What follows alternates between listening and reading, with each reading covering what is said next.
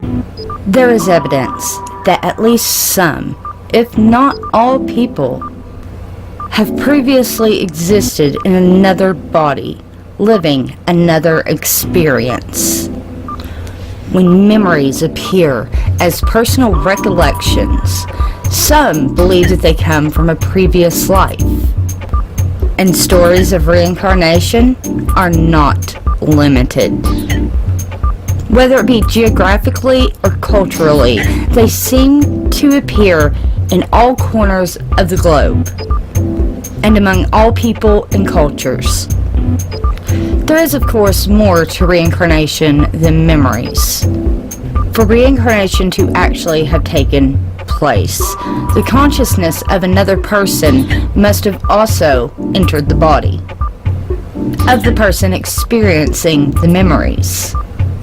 This is known as the transmigration of the spirit or soul. It is something that's said to have occurred in the womb, either at conception or shortly thereafter. Buddhist teachings, for example, teach us that the human soul doesn't always reincarnate here on Earth, or in a human form. Or it may not reincarnate at all. It may evolve to the spirit realm, only to return to finish a task that it was cut short of in a previous life. But what concerns us here is the possibility that reincarnation could truly occur. Can the consciousness of a living person who has died live once again in another person? Welcome to Peculiar Occurrences. I am your host, Lilith Nova.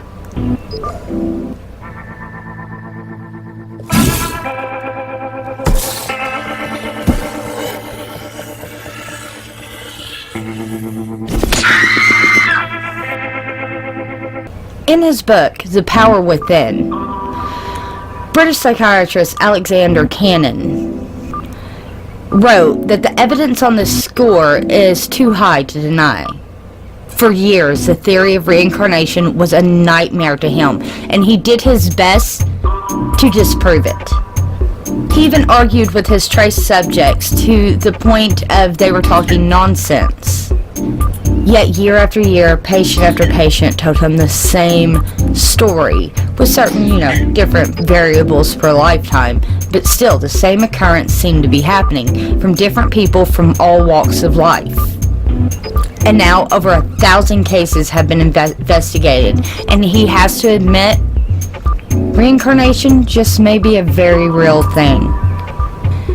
Variations and variables in reincarnation type experiences. Perhaps one of the main variables is the age of the person who may have a reincarnation experience. Most of the ones who do are usually children between the ages of 2 and 6. Unfortunately, by the age of 8, most people's experiences tend to fade and completely vanish from memory. The manner in which the reincarnation may have died is yet another variable. Like those who experienced a violent death seem to reincarnate way more than people who died of a natural death. Reincarnation stories also tend to be clear and distinct in children, where in adults they seem to be indistinct, appearing as vague hunches and impressions.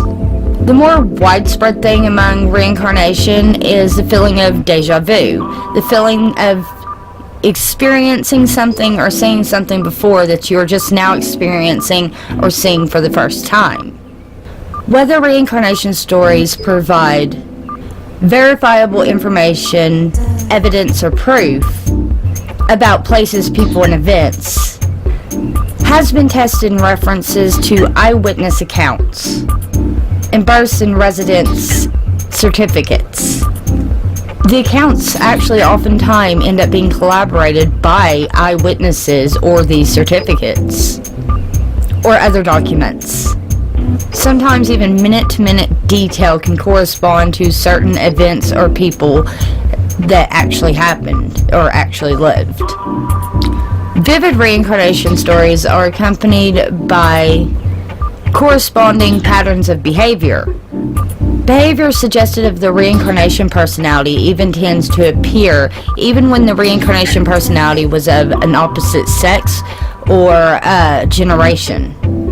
As in, a young child may end up developing the morals and behaviors of an elderly person of the opposite sex. The pioneering research on recent reincarnation stories is the work of Ian Stevenson, a Canadian-American psychiatrist who worked at the University of Virginia School of Medicine.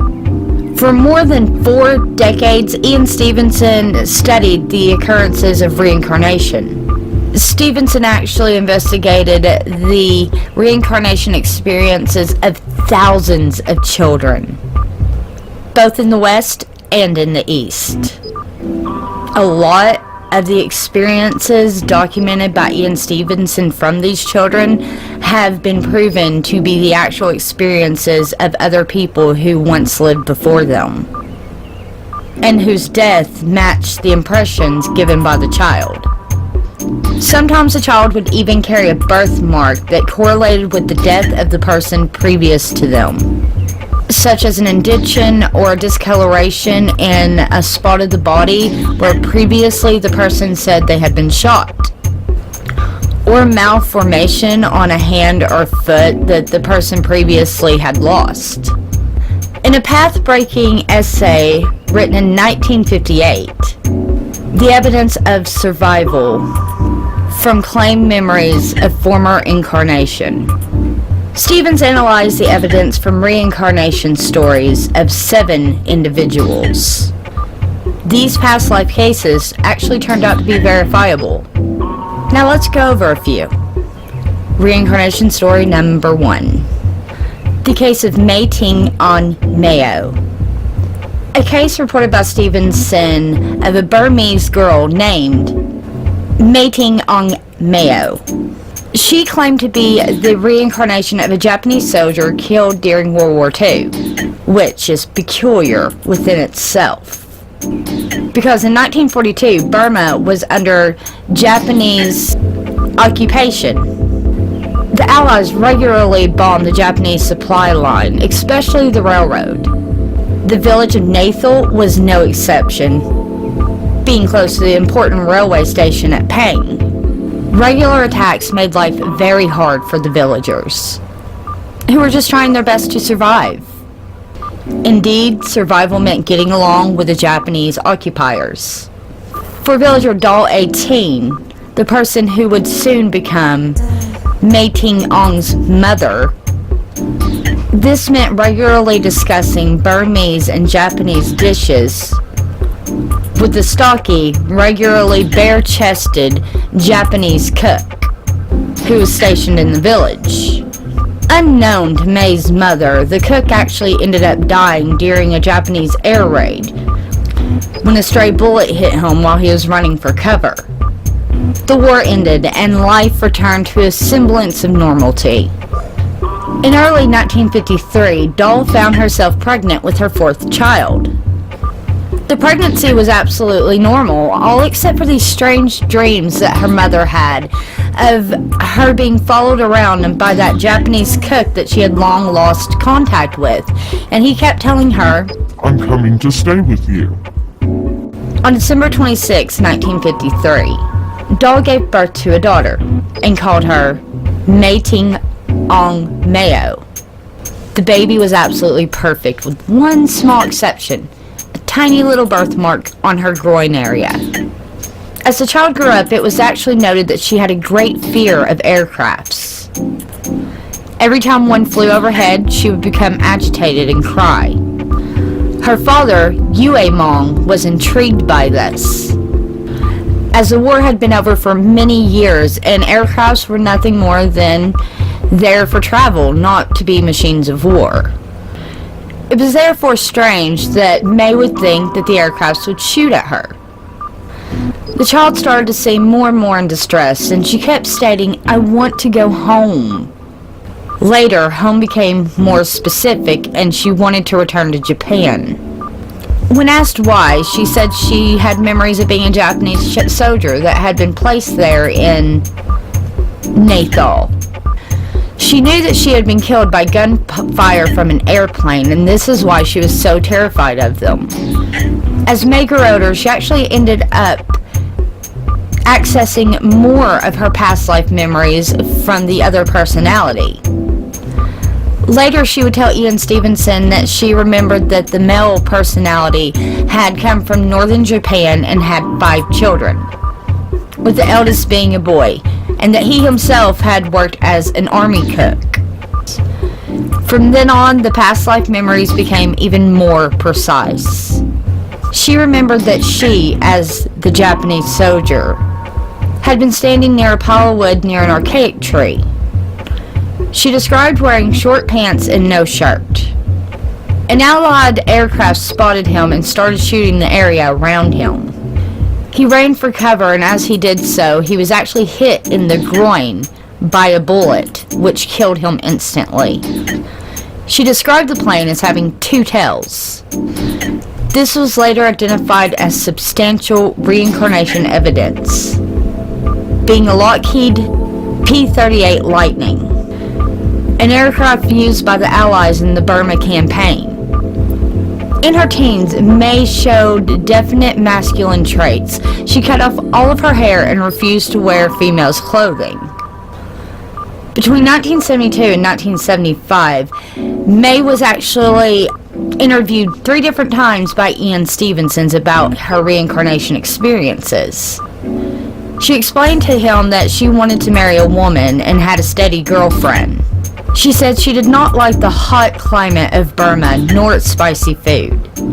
She much preferred highly sweetened curry dishes.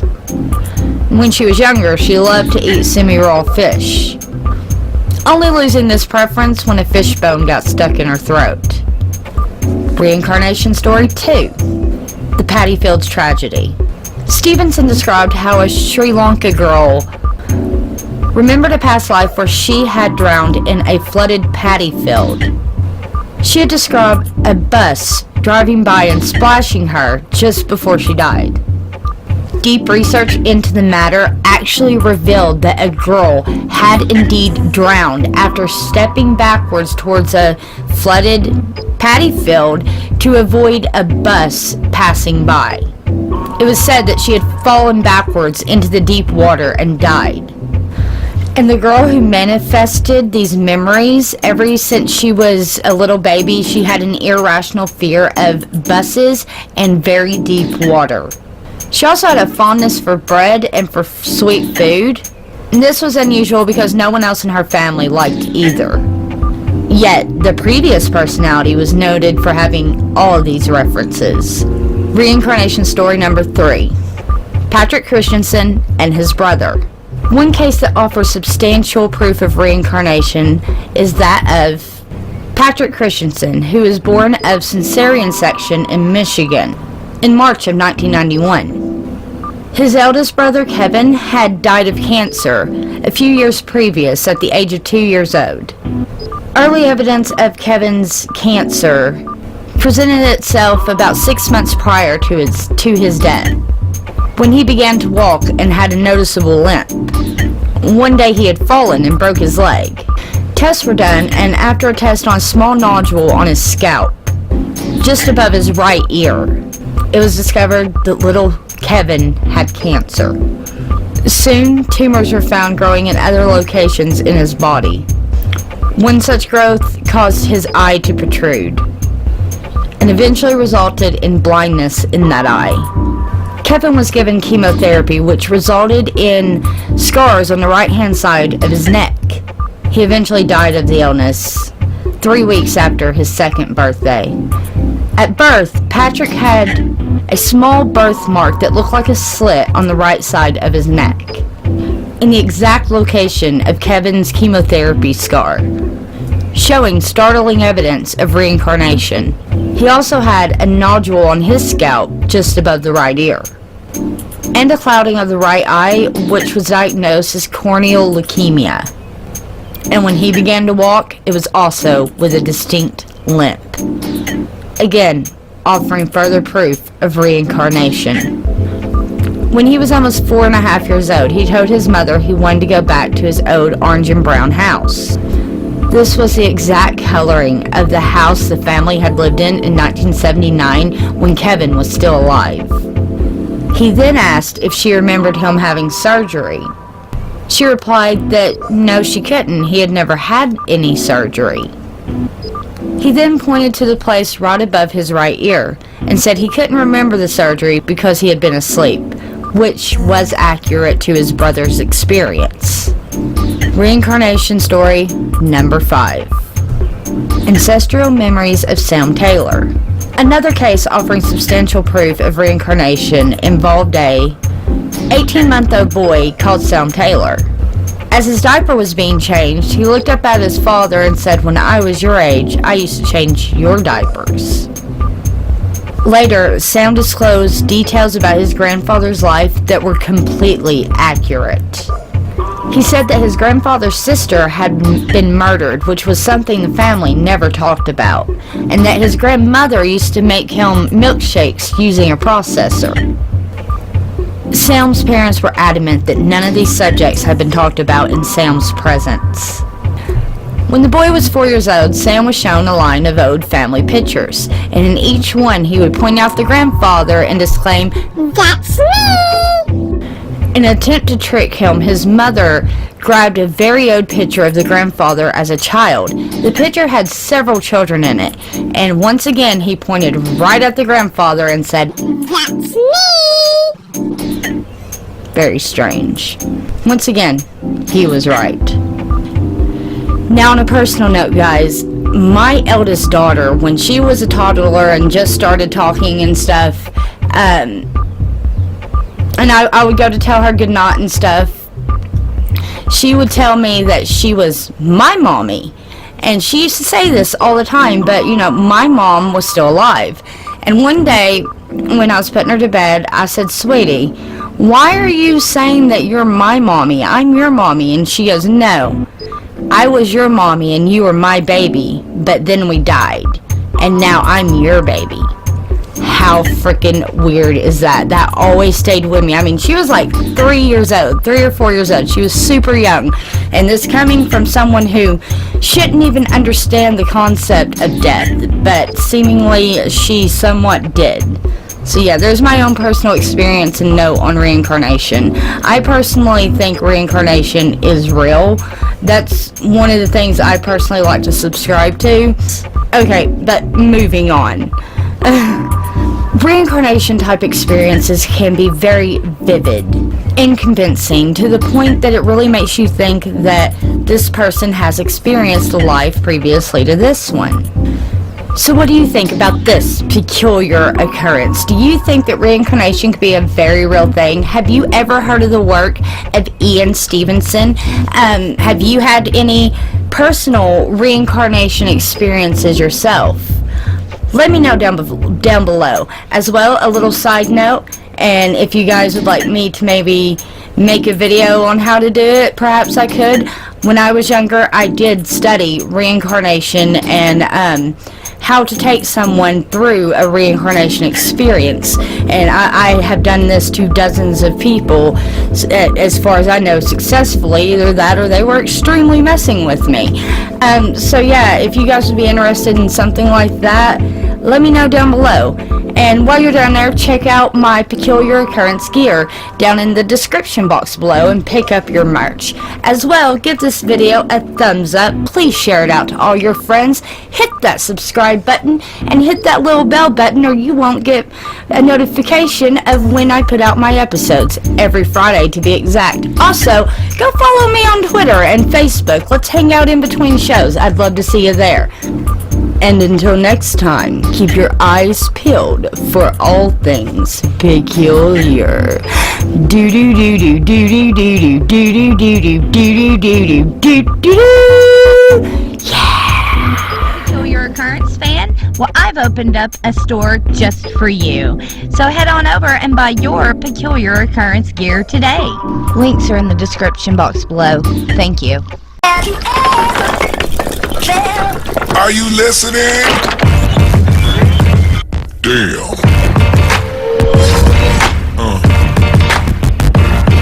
Yeah.